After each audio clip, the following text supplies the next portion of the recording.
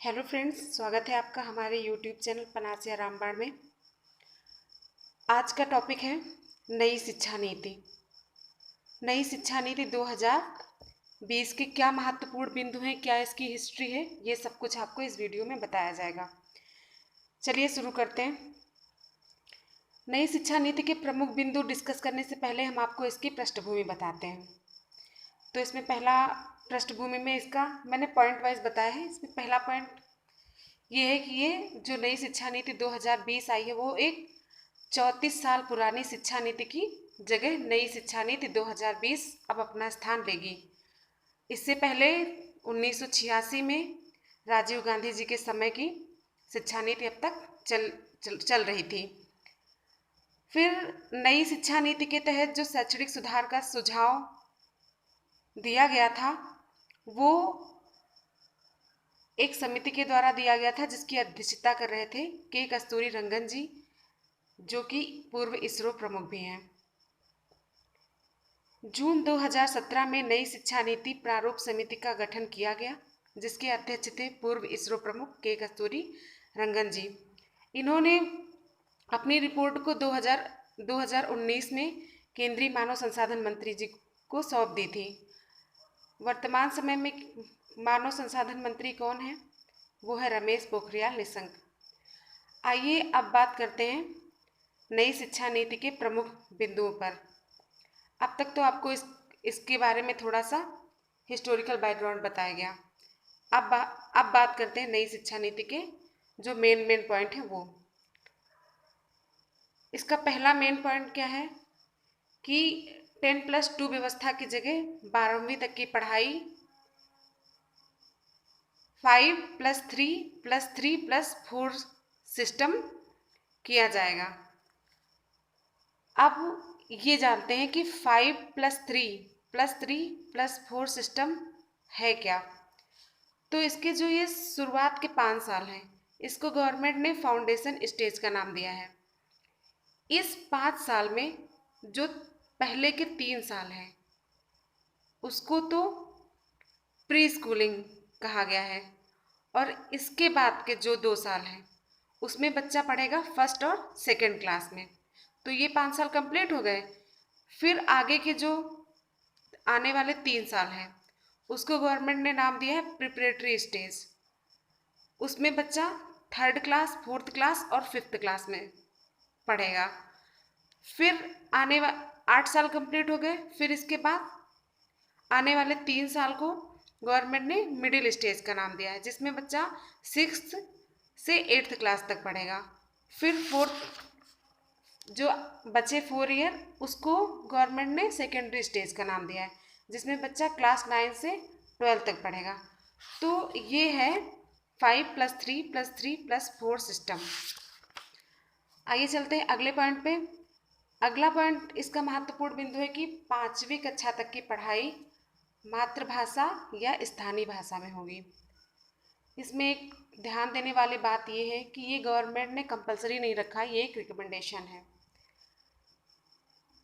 8 भाषाओं में ई कोर्स तैयार किया जाएगा।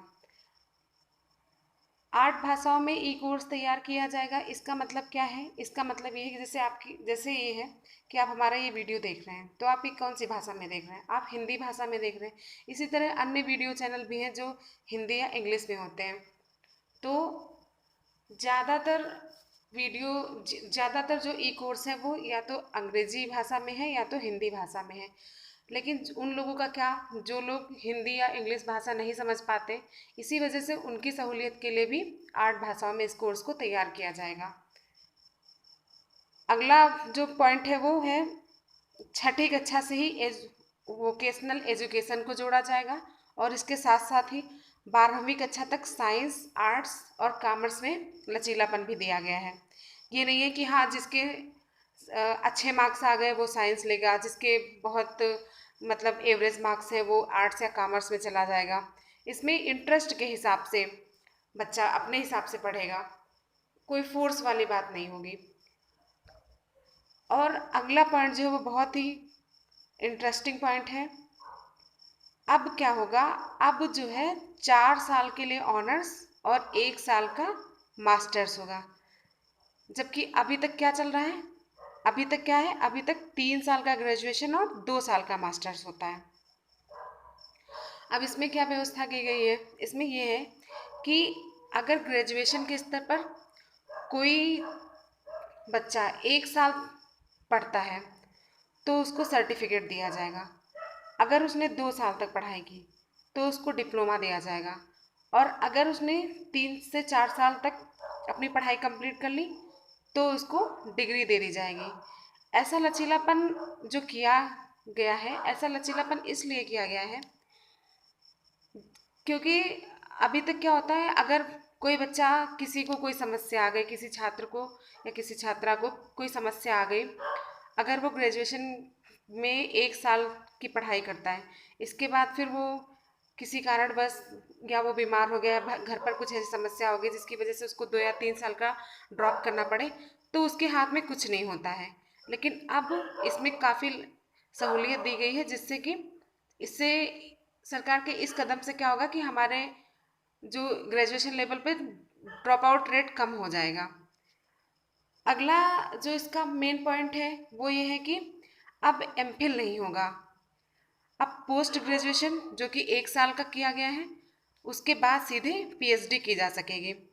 इससे बेनिफिट क्या होगा, इससे बेनिफिट ये होगा, इस तरह के सिस्टम से एक तो ये होगा कि हमारे जो कंट्री के स्टूडेंट्स हैं उनको फॉरेन कंट्री में स्टडी करने के लिए काफ़ी सहूलियत होगी, और इस वाले प्रोसीजर से हम फॉरेन के स्टूडेंट्स को अपनी कंट्री में अट्रैक्ट कर सकते हैं,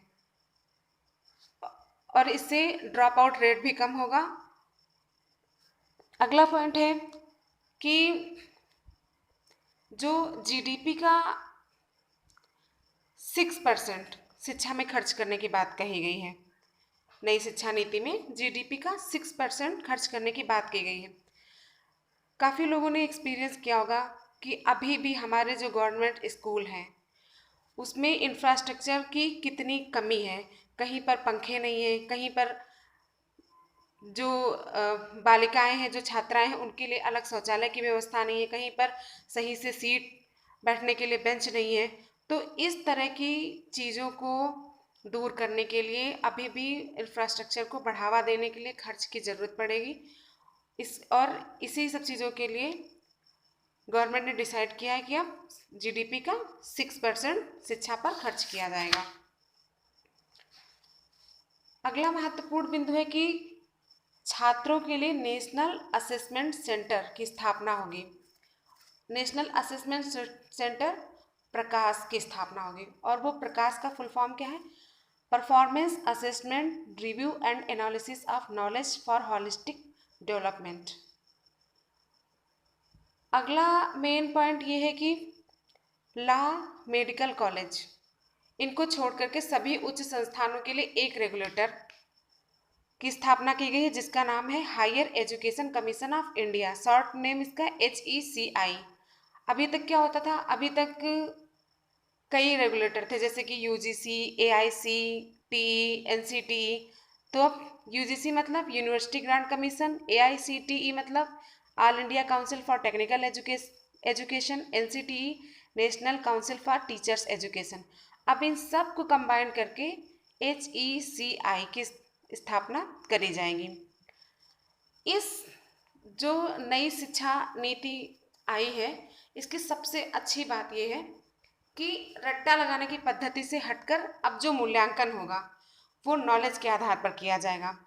आप भी ऐसे कई लोगों से रूबरू हुए होंगे जिनकी ग्रेजुएशन लेवल पर BA, BSc, BTech वगैरह में परसेंटेज बहुत अच्छे हैं, 80%, 88% तक मतलब इससे भी अच्छे अच्छे मार्क्स लेकर के आए हैं। लेकिन जब बात नॉलेज की आती है तो वहाँ पर उस हिसाब से उनकी नॉलेज नहीं होती जिस हिसाब से उनके मार्क्स आते हैं। तो इन सब चीज़ों को सही करने के लिए अब मूल्यांकन किस बेस पे होगा, नॉलेज के आधार पर। इससे फ़ायदा क्या होगा, इससे फ़ायदा ये होगा कि बच्चा रट्टा लगाने, जो रटते हैं ना, जिस दिन पेपर होता है उसकी 1 रात पहले खूब तेज़ी से रट्टा लगाया जाता है, उससे सहूलियत मिलेगी और बच्चों का फोकस अपनी नॉलेज को इंक्रीज करने में होगा, अपने कॉन्सेप्ट को क्लियर करने में होगा। अगला इंपॉर्टेंट पॉइंट इसका है कि एनसीईआरटी, आप लोग एनसीईआरटी का फुल फॉर्म बताइएगा कमेंट बॉक्स में। इससे पहले वाले वीडियो में मैंने क्वेश्चन पूछा था जिसमें लोगों ने काफ़ी उसका आंसर दिया है, मुझे बहुत अच्छा लगता है। आप इसी तरह पार्टिसिपेट करिए, इससे हमें भी पता चलेगा कि कितने ध्यान से आप हमारी वीडियो को देखते हैं। आपसे क्वेश्चन पूछने का मकसद ये नहीं होता कि आपके नॉलेज को चेक किया जा रहा है, बस हम ये चाहते हैं कि इस क्वेश्चन आंसर के थ्रू आप इस वीडियो में पार्टिसिपेट कीजिए ताकि हमें पता चले और इसे हमें भी थोड़ा सा अच्छा लगता है। तो अगले पॉइंट पे हम आते हैं, हाँ, कि एनसीईआरटी 8 वर्ष तक उम्र के बच्चों के लिए NCPFECCE विकसित करेगा। अब ये है क्या? National curricular and pedagogical framework for early childhood care and education. अगला पॉइंट है, उच्च शिक्षा के स्तर पर शोध संस्कृति और शोध क्षमता को बढ़ावा देने के लिए राष्ट्रीय शोध फाउंडेशन का गठन किया जाएगा। अक्सर जब नोबेल प्राइज़ की बात आती है, जो कंपटीशन की तैयारी बच्चे कर रहे हैं उनको अच्छे से पता होगा, क्योंकि कंपटीशन में कॉम्पिटिटिव एग्जाम में नोबेल प्राइज़ पूछे जाते हैं। 2019 का नोबेल प्राइज़ किसको किस क्षेत्र में मिला। तो ये जब हम देखते हैं नोबेल प्राइज़ में जो नाम आते हैं वो अक्सर यूरोपियन कंट्रीज़ के आते हैं, या तो रसिया का आएगा या जापान का आएगा। हमारी इंडिया के वैज्ञानिकों का नाम बहुत कम मिलता है।